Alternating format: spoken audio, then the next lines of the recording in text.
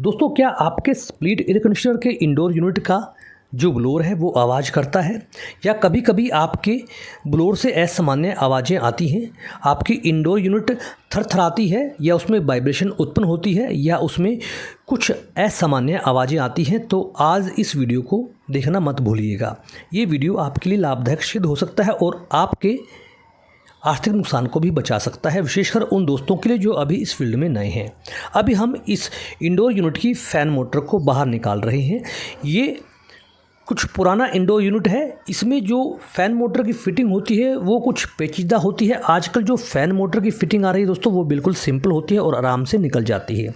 फिर भी हमें ध्यान से इसकी फ़िटिंग को खोलना है, क्योंकि अगर कोई भी लॉक टूट गया तो फ़ैन मोटर अपने बेस पर ठीक तरह से स्थिर नहीं रह पाएगी, यानी कि वो नहीं जम पाएगी, जिससे कि ये जो समस्या है ये काफ़ी बढ़ सकती है। इसलिए आपको ध्यान से इसकी फ़िटिंग को खोलना होता है और हर स्क्रू को आपको उचित जगह पर ही लगाना होगा। अगर आपने स्क्रू को बड़ा छोटा लगा दिया तो वहाँ से वो स्क्रू का जो स्थान है वो भी ख़राब हो सकता है। अभी आप देखिए, इस फ़ैन मोटर की वायरिंग भी टूट चुकी है। ऐसा क्यों हुआ वो भी मैं आपको बताऊँगा, और हमें क्या क्या बातों का ध्यान रखना चाहिए कि आपका ब्लोअर जल्दी से ना टूटे, ना जल्दी ख़राब हो।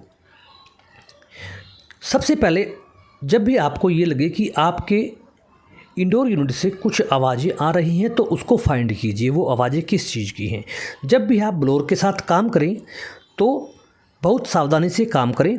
कोई भी पंखुड़ी ब्लोअर की क्रैक नहीं होनी चाहिए। अगर एक भी पंखुड़ी ब्लोअर की क्रैक हो गई तो समझ लीजिए कि वाइब्रेशन होना शुरू हो जाएगी और धीरे धीरे आपका सारा ब्लोअर टूट जाएगा और उससे आपकी फ़ैन मोटर भी ख़राब हो सकती है, जैसा अभी आप देख रहे हैं।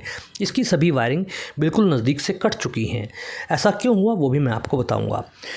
अब मैं आपको यह बताना चाहता हूँ कि जब भी आपको यह लगे कि आपके इंडोर यूनिट से असामान्य आवाज़ें आ रही हैं, तो टेक्नीशियन से कहिए कि हमारे इंडोर यूनिट का जो ब्लोअर का बुश है उसे चेक कीजिए, उसमें लुब्रिकेशन कीजिए। जब भी आप सर्विसिंग करवाएं एयर कंडीशनर की साल में, तो उसमें लुब्रिकेशन अवश्य कराएं। वो बुश भी मैं आपको अभी दिखाने वाला हूं। अभी हमने इस यूनिट के फ़ैन ब्लोअर को बाहर निकाल लिया है। दोस्तों, फ़ैन ब्लोअर एक ऐसा कंपोनेंट है जो हमारे इंडोर यूनिट की पावर को बढ़ा देता है, अगर वो सही हालत में है तो। अभी आप देखिए, ये पूरी तरह से टूट चुका है और इसकी वजह से फ़ैन मोटर के अंदर इतना वाइब्रेशन उत्पन्न हुआ कि फ़ैन मोटर की सभी वायरिंग कट गई।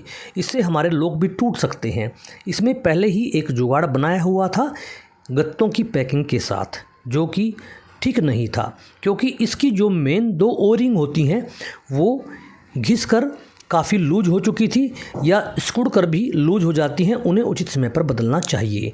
ये इसका वो बुश है। मैं आपको ओरिंग भी दिखाऊंगा और बुश भी दिखाऊंगा। इसलिए आप जब भी सर्विस कराएं तो ब्लोअर के बुश में लुब्रिकेशन अवश्य करवाएं। अगर फिर भी आवाज़ें नहीं जाती तो आपको ब्लोअर की शाफ्ट चेक करनी है, वो भी मैं आपको आने वाली क्लिप में दिखा रहा हूँ।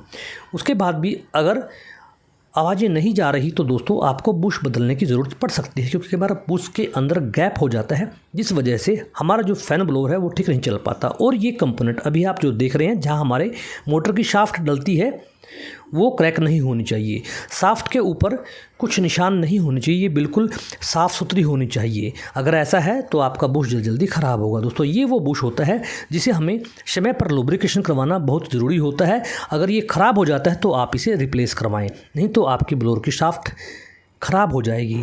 अभी आप देखिए, इसकी पूरी वायरिंग बिल्कुल नज़दीक से ख़राब हो चुकी हैं, टूट चुकी हैं। शायद अब हमें इसे नया लगाना पड़े।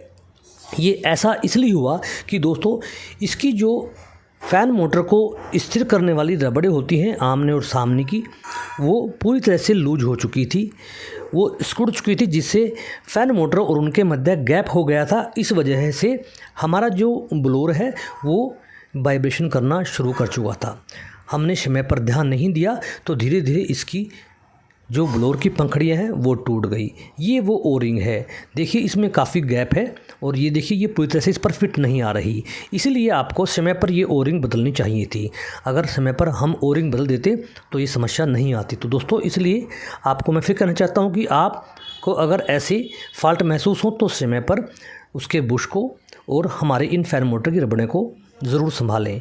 अगर आपको फिर भी समस्या आ रही है तो अपने फ़ैन ब्लोअर का जो वेट है उसको देखना चाहिए, वो अनबैलेंस ना हो। वीडियो को लाइक और शेयर